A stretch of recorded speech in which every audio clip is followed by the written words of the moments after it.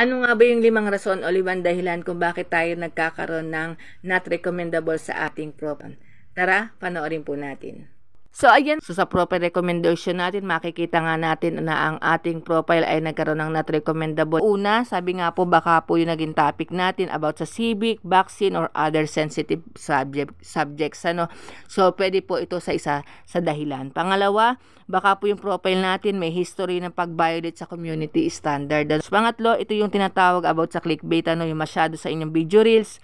Medyo iwasan po natin ang paglalagay ng thumbnails, ano, masyadong clickbait para sa maraming tao. So, ikaapat naman po, pwedeng possible na kaya nagkaroon tayo ng not recommendable. Ito po yung inakusahan tayo ng fake account, ano yung ginagamit niyo dahil may kapangalan sa FB. Ang ikalima naman po yung advertising policy. Ano, ito yung mga hindi sinasadya mo pag-advertise na mga branded na na-violate mo kay Meta. Ano. Kaya